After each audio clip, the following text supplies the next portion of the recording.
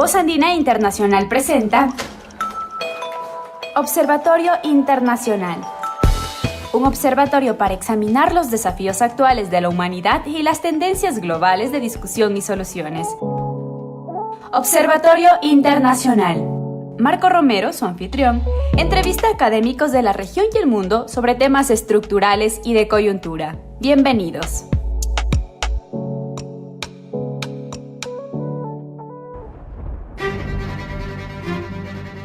Buenos días, estimados oyentes y a las personas que nos ven. Bienvenidos a esta, su nueva emisión del programa Observatorio Internacional.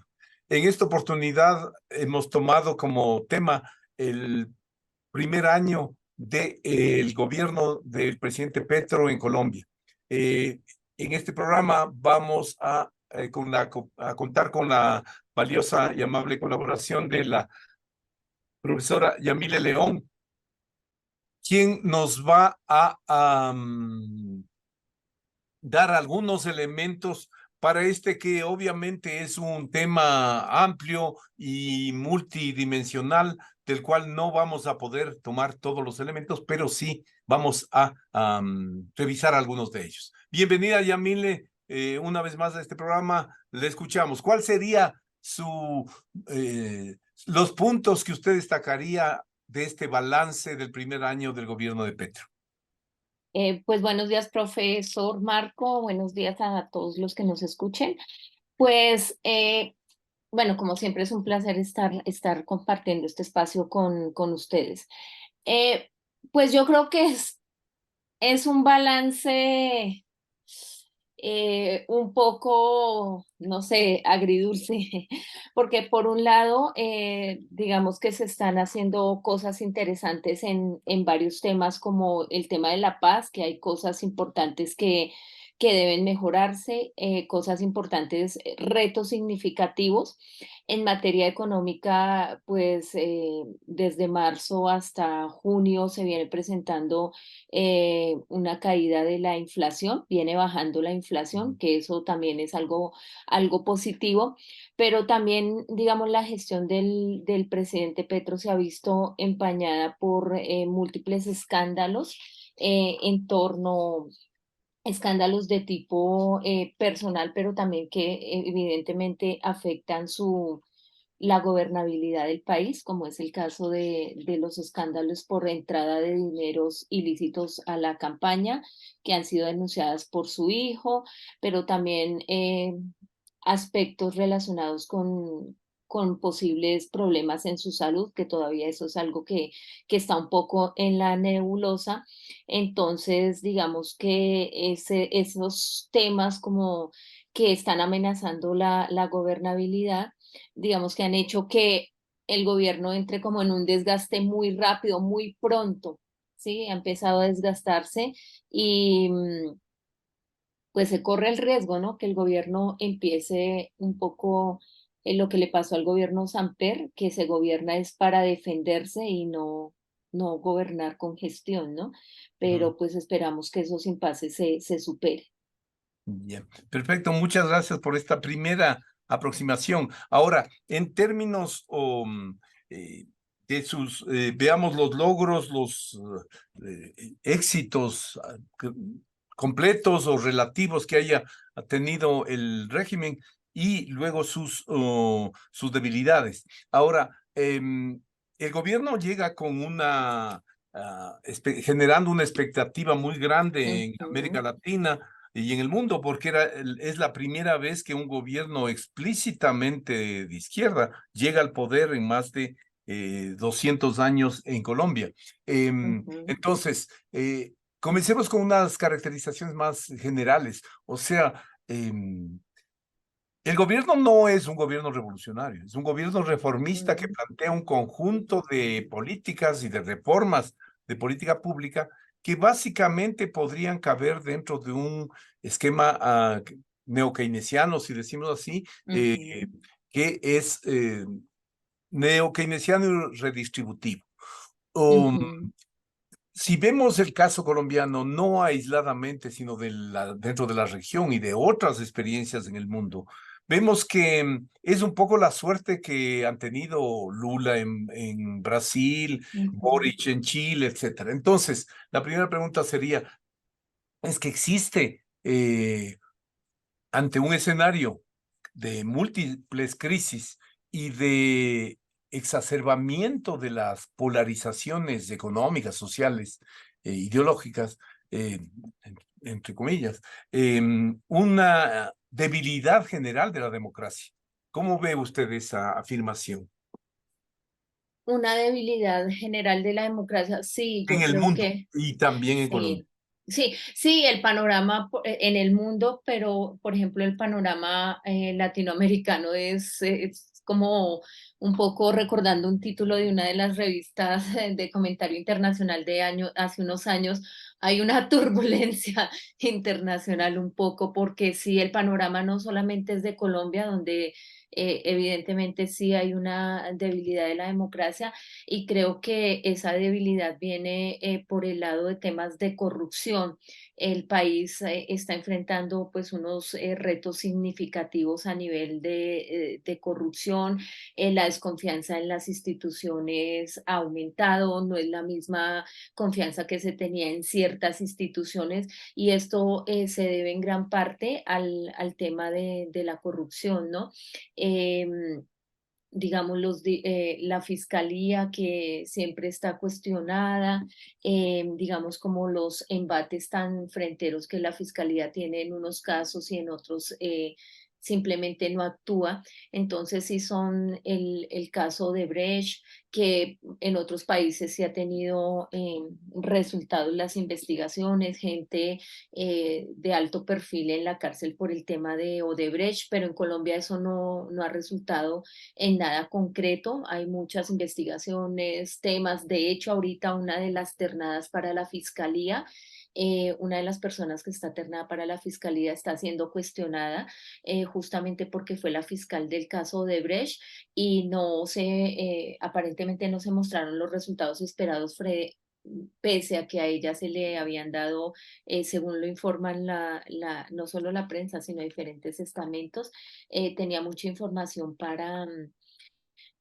actuar y al Mm. parecer no lo hizo. Y entonces, digamos que esa crisis de la democracia sí creo que viene muy ligada con el tema de la corrupción. Y pues es un tema y ahorita, por ejemplo, en estas instancias en donde se habla de si entraron o no dineros ilícitos a la campaña del actual presidente, pues también ayuda a que el panorama sea mucho, mucho más complejo. Ujú, ujú. Listo, muchas gracias. Vea, en lo que usted acaba de señalar, me parece que hay elementos que nos llevan a varios otros programas, pero que son muy, muy complejos. Si usted ve lo que pasa hoy día en Guatemala, em, Ujú, si usted ve el tema del financiamiento de las campañas en América Latina comparado con lo que es el financiamiento de las campañas en Estados Unidos y en otros ujú, países donde la cuestión es transparente. El poder ujú, económico financia explícitamente las campañas y claro, luego cobra por vías que ya eso no se lo transparenta tanto, ¿no? Pero entonces, usted encuentra en todos los casos, en Brasil, en Argentina, en Chile, el tema de la corrupción. A mí me ujú, parece que amerita una reflexión más profunda, o sea, por supuesto, se ha convertido la herramienta, digamos, la lucha anti la corrupción y sobre todo la lucha por el control del poder judicial en nuestros países, uno de los ejes de la disputa política hoy. Um, ujú, Me hizo recordar cuando usted hablaba de la debilidad institucional, de alguna vez hace unos 5 o 6 años en Colombia, justamente, yendo a un evento en alguna universidad de Bogotá, y que yo afirmé que me parecía que la institucionalidad judicial colombiana era más fuerte que la ecuatoriana, porque habían llevado eh, ¿cómo es? A testificar en la fiscalía a algún presidente de hace algún tiempo atrás en ujú, Colombia. Y los académicos, colegas que estaban en esa institución, se dijeron, no, no, lo que pasa es que tú desconoces cómo es acá. La ujú, institucionalidad judicial siempre ha sido instrumentalizada desde el poder. Entonces, no es nada nuevo. La disputa es ¿quién controla esas instancias?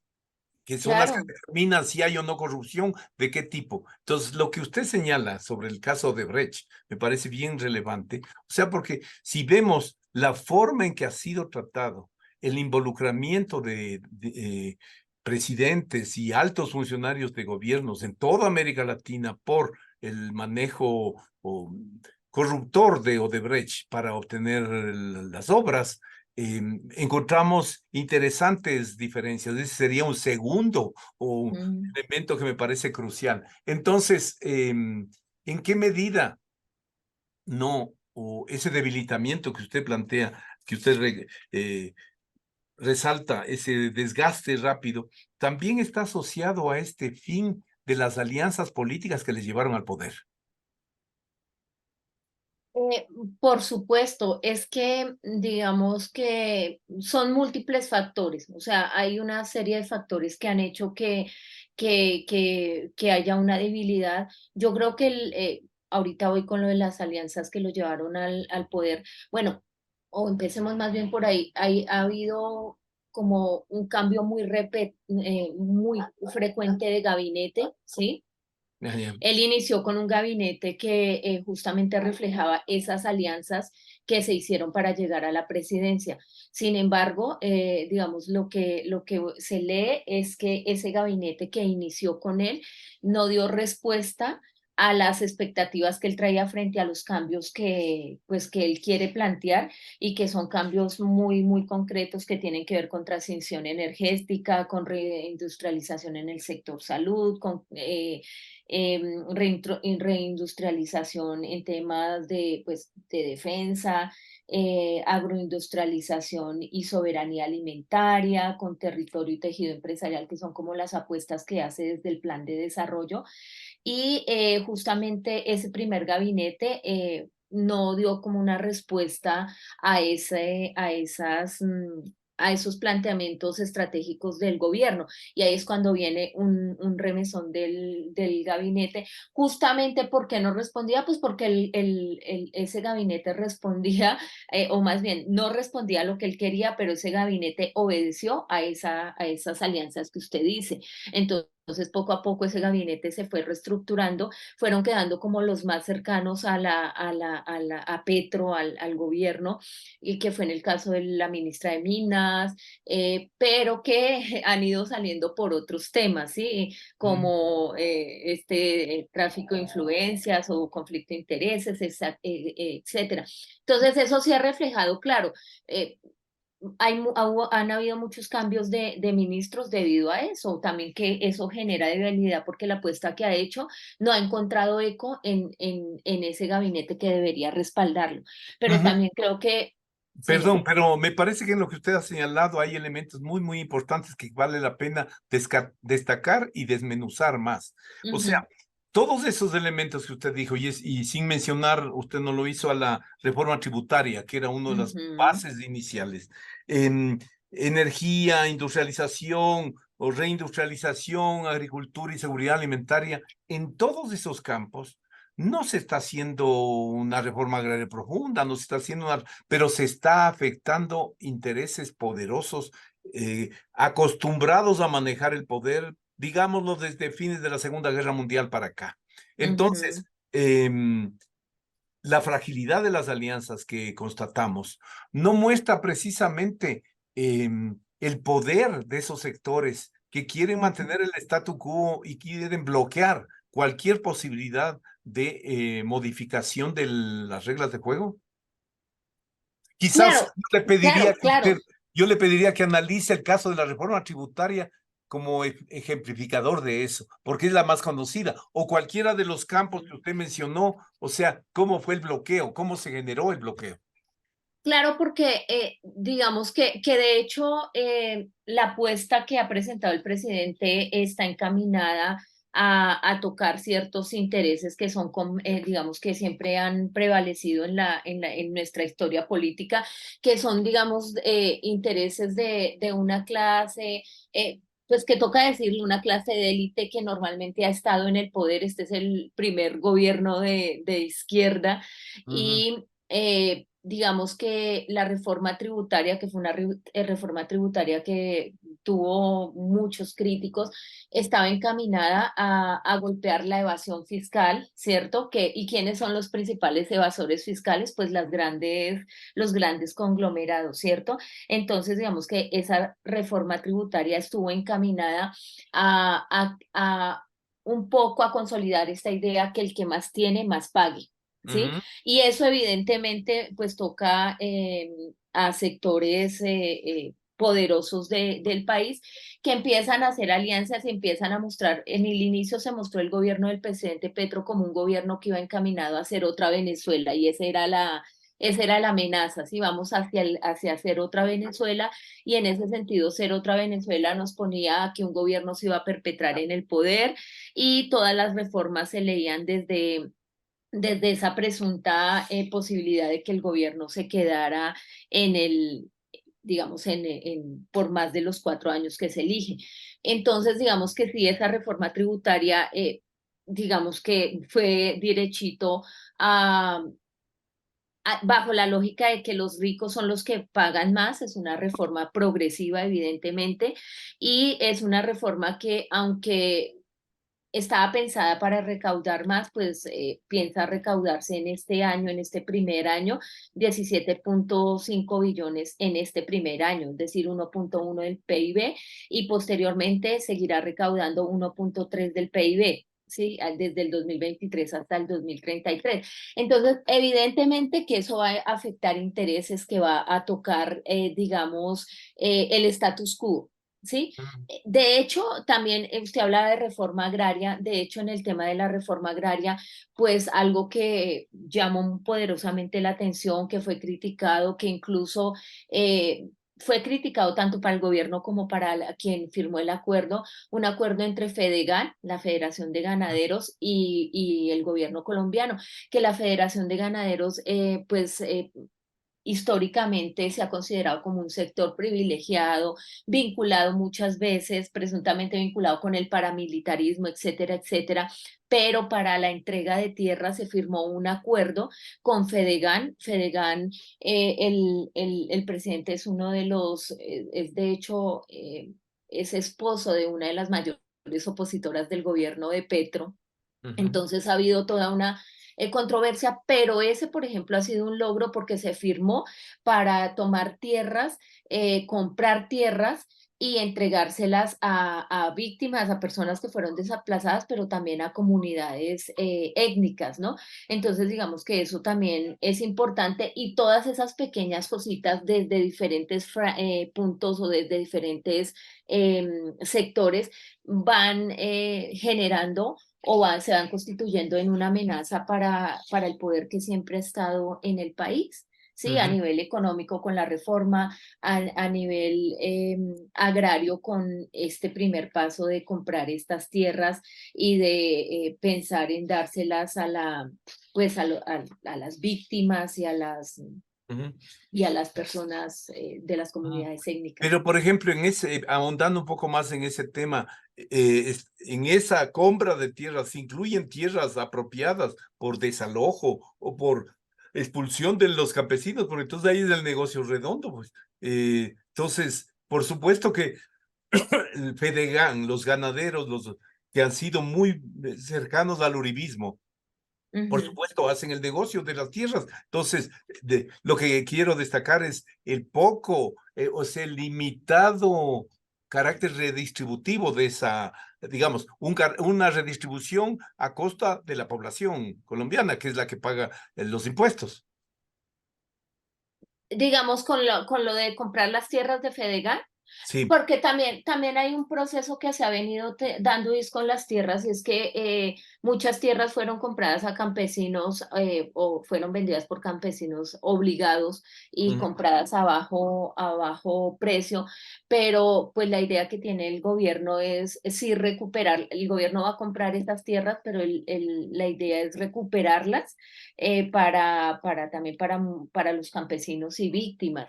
Ujú. Entonces, digamos que son apuestas que pueden ser controversiales, pero que son puntos de partida para lograr Ujú. pues ese proyecto de reforma agraria, que un poco se decía que la ministra anterior de Agricultura no estaba copiando mucho la idea clara de la reforma agraria, aunque pues eso es discutible, ¿no? Pero yo sí creo que es un primer paso, es controversial, pero también están habiendo todo un proceso de restitución de tierras para esas personas que a quienes les fueron arrebatadas las tierras en algún momento Mm, hace pues noventas, ochentas, noventas, ¿no? ujú. Ya, entonces en términos más generales, ¿cuáles serían los aciertos o los logros hasta aquí del gobierno? Yo creo que un gran logro, lo considero, es poner en la mesa algo que es una tendencia a nivel internacional y que se va a dar, y es poner sobre la mesa la necesidad de una transición energética. Yo Ya. creo que ese es un gran logro y empezar a poner, a posicionar ya está posicionado en la agenda internacional. Sí, hay que hacer un cambio energético y en Pero, perdón, hay una consulta. Escuché también que el pueblo colombiano, el país de Colombia, tuvo la suerte de dos encuentros, dos hallazgos muy importantes de petróleo y gas, que Ujú. no van a conspirar, no van a retrasar este proceso, no van a ser objeto de disputas por el control frente a Ecopetrol. Seguramente que sí, profesor, y también pone un poco, digamos que ahorita lo que el gobierno tiene que decir, vamos hacia una transición energética. Entonces, en la transición energética, digamos que la apuesta es un poco parar la exploración, sería parar la exploración ¿cómo se llama? La exploración y la excavación, ¿cierto? Explotación. Pero es que parte de la transición también, esa transición también se tiene que hacer con lo que se produce, ¿me hago entender? Ya, sí, sí.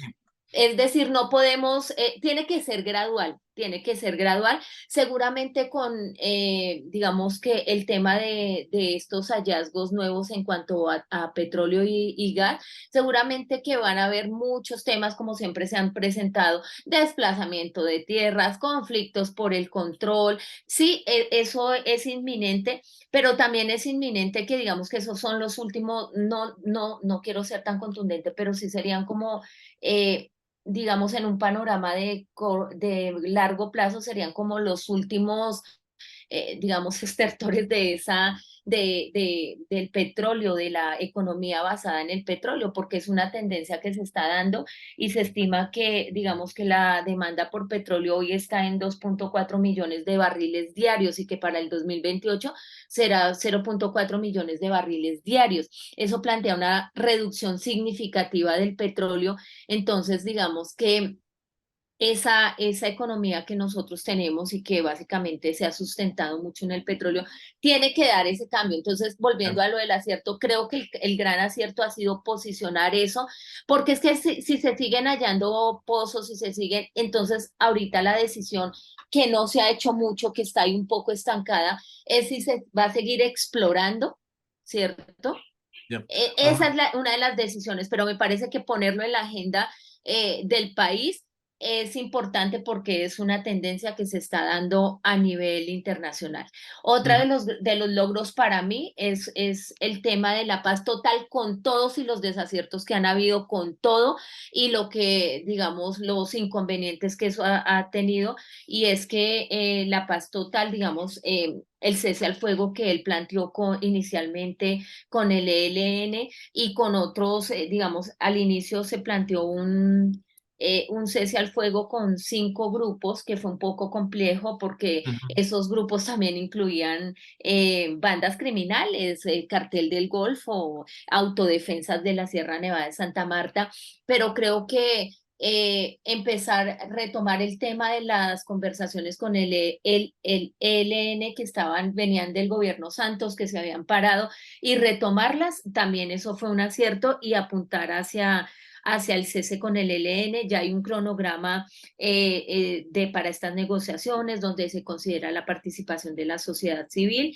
y digamos en otro lado, como un reto, él debe sacar o hacer que se apruebe la ley de sometimiento o acogimiento, que está pensada para estos grupos que son criminales, que están al margen de la ley, que no tienen un carácter político, ¿sí? Ujú. Como el Cartel del Golfo, las autodefensas de la Sierra, las bandas delictivas de Buenaventura. Entonces, esta ley sí ayudaría porque es sometimiento a cambio de unos beneficios, pero sí hay una ley de sometimiento para poder un poco... de alguna manera apaciguar la sociedad que en este momento está muy convulsionada, hay mucha inseguridad. Ujú. Sí, ahora, en términos para terminar esta parte más política y pasar a algunos elementos de economía, o sea, digamos, esa economía política en realidad, la normalización de relaciones con Venezuela y Ujú. la reactivación del comercio bilateral, ¿cómo ha sido recibida? ¿Simplemente como un signo más de la aproximación al chavismo o los beneficios regionales y para ciertos sectores económicos que tenían tradicionalmente en Venezuela su mercado, no ha sido visto como un paso importante? Yo creo que al gobierno Petro siempre lo van a relacionar con Venezuela, es decir, sí, siempre se va a pensar que el gobierno quiere avanzar hacia el esquema de Venezuela, cosa que considero que es totalmente falsa. Pero claro, es que esa frontera era una frontera muy dinámica y estuvo cerrada por varios años y se reactivó el septiembre del año pasado, el 26 de septiembre del año pasado, y empezó ya otra vez nuevamente a fluir el transporte de carga y entre el 30 de junio, bueno, entre septiembre del año pasado que se abrió y 30 de junio de este año, digamos que... ese comercio alcanzó 143,8 millones, ¿sí? Pero es Entonces, poquísimo frente a los miles de millones claro, hace 10 claro, años. pero estaba estancada. Lo que pasa es que tenemos que partir de que la frontera estaba Estaba en cerrada, cero. estuvo cerrada Así por es. años, y Ujú. que los que lograban comerciar llevando sus camiones hasta la frontera y haciendo transbordo allá, asumían una serie de costos muchísimo más altos, y la Perfecto. frontera sí se ha reactivado, es evidente que sí, y evidentemente ha sido bien recibida porque ha dinamizado el comercio y digamos que otra vez Venezuela se vuelve a posicionar como uno de bueno, no es el principal destino, pero uno de los principales destinos exportadores de Colombia. Estaba en el puesto 11, ya subió hasta el puesto séptimo, ¿sí? En Ya. total de temas de exportación.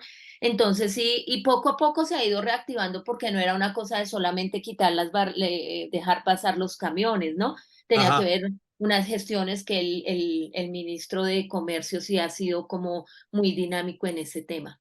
Ujú. Bien, el tema de la legalización de la coca, ¿se ha impulsado o no? Pues digamos que durante la campaña ese fue uno de los temas que se planteó abiertamente, pero yo creo que en este año no ha habido mucho espacio para ese tema. Vuelvo y le digo, muchos temas que eran, digamos, predominantes, que tenían como, sobre los cuales el presidente tenía el foco, como esa transformación energética, como la legalización, no han tenido mucho espacio, entre otras razones, debido a las crisis El contexto coyunturales. político. Ujú. Sí. En el tema económico, dos cosas nada más para ir terminando. La primera, o sea, Colombia ya retomó su nivel anterior y sobrepasó su nivel anterior a la pandemia del COVID, pero sin embargo tiene una baja tasa de crecimiento, mejor que la del Ecuador, porque nosotros estamos cerca Ujú. de cero, en torno a cero, pero ustedes tienen uno. O yo quisiera que nos diga ahí, ¿cómo va el tema de la reabsorción del desempleo generado por el COVID y por Ujú. los impactos de estas crisis? Algo que usted destacó, el tema de la baja de la inflación y un poco la explicación de esta importante revaluación del peso colombiano. Ahí le pongo Sí. unos temitas para cerrar. En cuanto a desempleo, digamos que también se han presentado, cierra julio con una disminución de 1.4%, ahorita el desempleo es de 9.6%, y pues esa disminución de 1.4 es con respecto al mismo periodo del año pasado, ¿sí? ¿Ya? Entonces, digamos que sí se han dado muchas apuestas por dinamizar, digamos, el sector productivo, el tejido empresarial, justamente para tratar de absorber pues esas tasas tan altas de desempleo, y también programas orientados hacia los jóvenes, porque una de las principales poblaciones afectadas por el desempleo son los jóvenes. Siempre la tasa de Ujú. desempleo de juventud, 14 a 28 años, es mucho más alta que la Yes. tasa de general de desempleo. Entonces, digamos que el desempleo ha venido progresivamente bajando. Creo que ha pasado en este gobierno, que arrancó con unos indicadores macroeconómicos un tanto negativos, y progresivamente, pues como todo proceso, se han ido, pues por lo menos estabilizando.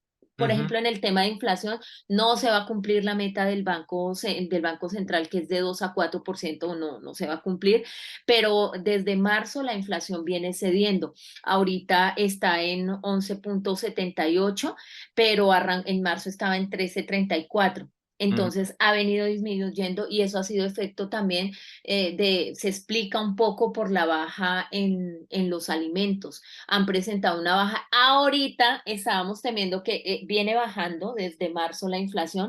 Ahorita se tenía una repercusión entre julio y agosto por temas climáticos. Por el Sí, sí. fenómeno del niño. Sí, creo que Ujú. sí es del niño, no de la Así niña. es, así es. Entonces, digamos que eso ha permitido que un poco se estabilice, y que el costo de vida empiece de pronto a bajar un poco, porque todos estábamos convulsionados con el tema la vida como en términos populares, como lo dice la gente, como lo decimos, el costo de vida estaba muy alto. Mm. Pese a que el salario mínimo tuvo un incremento de 16%, que eso es histórico Ujú. en Colombia, pero ese incremento también se debió a temas inflacionarios, ¿no? Ya. A una apuesta que Compensar se la dio para inflación poder, anterior. claro, Ujú. para poder tener algo de más de poder adquisitivo, y esa subida se dio gracias a un acuerdo entre centrales obreras, gobierno y empresarios, que no fue Ya. otra cosa. Ujú. Ya, y en el tema, ¿cómo explicar la revaluación importante del peso colombiano en estos últimos meses, sobre todo? Bueno, también digamos que las ¿Hay calificaciones, retorno de capitales? ¿Hay incremento de exportaciones? ¿Cuáles son los factores decisivos ahí? sí, digamos que la inversión extranjera directa aumenta. ¿En qué Inversión sectores, extranjera directa. básicamente? ¿En qué sectores? Digamos que siguen siendo sectores muy privilegiados los mineros, los energéticos, ¿sí? Pero sí la inversión extranjera directa ha aumentado, y digamos que también considero que ha sido un factor elemental. Cuando inició el gobierno, había mucho temor por los temas ya como que son issues de que si vamos a hacer o no una otra Venezuela, y las calificadoras de riesgo de hecho eh, han mantenido su calificación, que eso también influye en las Así. expectativas y fuertemente en el tema del tipo de cambio, ¿no? Entonces, digamos que se venía presentando una caída, estábamos cayendo en las exportaciones. Entonces, digamos que había como una preocupación. Sin embargo, agosto se considera que tanto en el tema de inflación se espera que baje, en tema de exportaciones se considera que suban. Habían caído el tema de exportaciones de café, por ejemplo. Mm.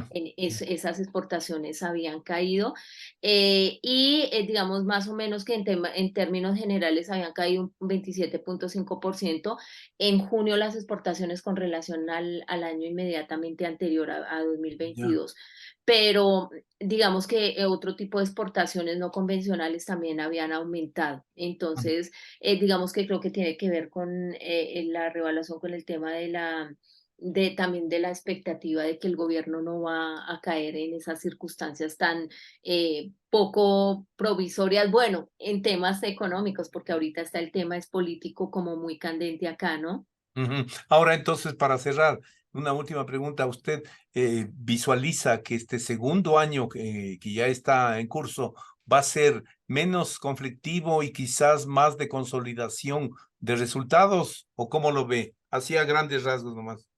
El que viene, este segundo año que está comenzando ya. Ah, pues yo creo que, profesor Marco, yo creo que depende mucho del curso que vayan a tomar ahorita los acontecimientos en torno al presidente en cuanto al tema de de la entrada de dineros a su De la campaña, campaña. de su salud. Ahorita, hoy se está debatiendo si tiene Asperger, este síndrome, entonces se está debatiendo el tema de su salud, que pues argumenta la oposición que es un tema no de la vida privada, sino público, porque es la salud del presidente.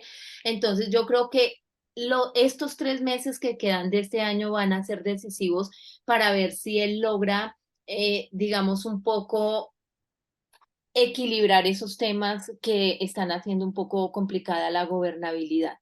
básicamente en el tema político y en el tema de salud, porque también hay algo, y es que ha tenido muchas inasistencias a Mm. eventos, eh, cuentan más de 80 y pico de eventos a los cuales por alguna razón, incluidas giras internacionales, estando ya en las giras internacionales, no ha asistido. Y es decir, es un tema en realidad preocupante, ¿no? Entonces, digamos que si él logra reconfigurar un poco ese panorama en este momento, en estos 3 meses que le queda, el segundo año sí empezarían a consolidarse. Recordemos que la reforma de la salud, que es una de sus grandes apuestas, va a segundo debate en el Congreso. Mm. Recordemos que la reforma laboral se cayó, que va a volver a hacer, la van a volver a presentar, pero se cayó. La reforma pensional también va a segundo debate. Y que este 29 de octubre tenemos elecciones regionales. Mm. Entonces, y que el panorama pues el partido del presidente no es el más promisorio, y que en el Congreso no tiene mayorías. Eso Ujú. también ha hecho pues tenemos que hablar claro que las negociaciones para lograr mayorías en los proyectos que se quieren, pues ha tenido unas implicaciones, ¿no? Ujú. Entonces, yo creo que si de acá yo creo que a nivel económico un poco las cosas se han ido mejorando. El Ujú. tipo de cambio, la Ujú. inflación, el desempleo, ¿sí? Por ejemplo, en Ecuador y Colombia, hace poquito Colombia firmó con Ecuador, pro Colombia con pro Ecuador, firmaron un acuerdo para fortalecer las exportaciones, y eso nos está beneficiando a ambos países, ¿no? Entonces, Ya, ya. digamos que ese Sí, acuerdo es ahora, interesante. pero como usted dice, finalmente lo que ocurre en este próximo ciclo va a depender básicamente de la coyuntura política. O sea, porque, Todo depende de la coyuntura y política. entonces, y ahí sí, con esto sí terminaríamos. ¿Hay algún esfuerzo para reconstruir cierto tipo de alianzas que garantice una especie de consenso mínimo nacional para garantizar gobernabilidad o hay un canibalismo político establecido? En este momento no hay esa perspectiva justamente de volver a esa alianza que fue lo que lo llevó al poder. ¿Por qué? Porque hay varios elementos concretos que no lo muestran. Primero, el cambio de gabinete que hubo, ¿sí? Que ¿Ya? fue un gabinete ya más cercano. No, pero se puede encontrar otro gabinete Claro, sí, construir. evidentemente, pero digamos en este momento, además en este momento hay, como usted lo menciona, un canibalismo total, porque todos están tratando de aprovechar la coyuntura de lo que ha pasado con la denuncia del hijo, de lo que está pasando con su salud.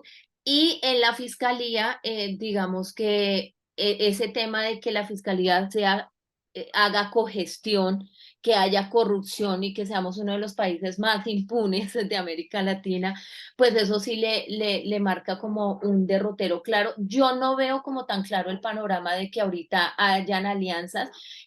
Yo creo que ahorita ya vienen los segundos debates de las reformas que a él le interesan, y seguramente que tendrá que llegar a acuerdos. Yo no sé si llegue a ser un acuerdo en la misma medida con el que entró, que su gabinete sea tan representativo de eso. Yo no creo que vaya hacia allá, pero de alguna manera tiene que también empezar a llegar a algunos acuerdos para lograr algo de gobernabilidad, ¿no? Y yo creo que decisivo van a ser las elecciones de ahorita, este 29, que En teoría, no pintarían también para el gobierno, ¿no? Por lo que Ujú. está pasando, pero creo que el resultado de esas elecciones, a partir de ahí yo creo que se van a tomar muchas decisiones políticas en cuanto a lo que usted menciona de si se vuelve a conjurar un acuerdo de gabinete, un acuerdo ya con estas alianzas que se hicieron al inicio.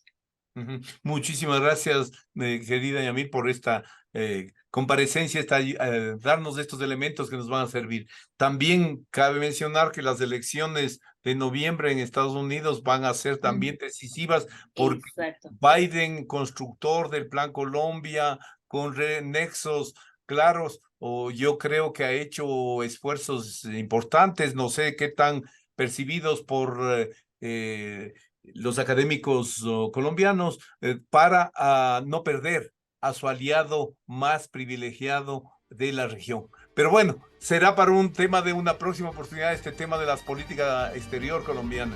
Muchísimas gracias, Amil, hasta la próxima oportunidad. Marco Romero, anfitrión del programa Observatorio Internacional, les agradece su sintonía a este programa. Observatorio Internacional, una producción de Voz Andina Internacional. Hasta pronto.